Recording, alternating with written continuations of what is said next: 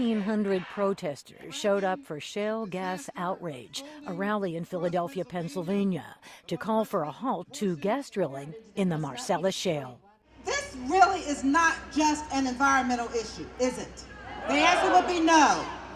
It is as this sign says over here, it's a public health issue.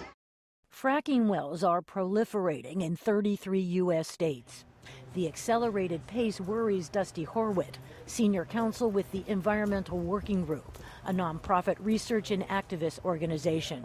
Horwit was lead author of an investigative report linking groundwater contamination to gas drilling.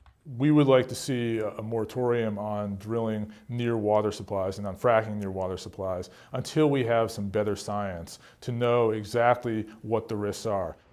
A draft report released by the U.S. Environmental Protection Agency is the first to link fracking chemicals with groundwater pollution, following a 3-year study in rural Pavilion, Wyoming.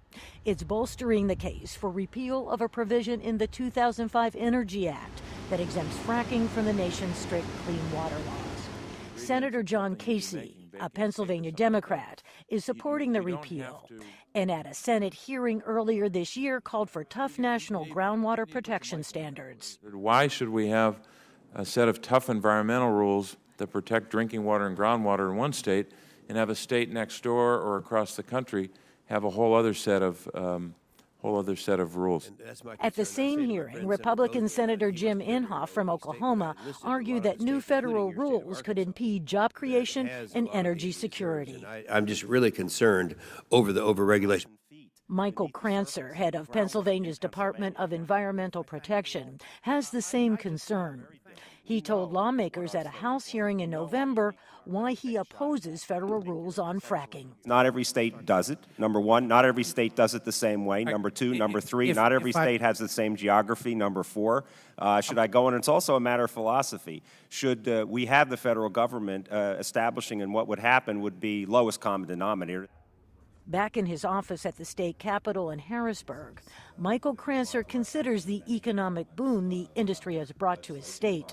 He says it can be managed responsibly. There's no such thing as any energy source that has zero consequences or zero other impacts. So whatever energy source it is, there are things that need to be managed pertinent to it. And as I said, at the end of the day, if there's no energy, we have no economy. And frankly, we need energy to survive.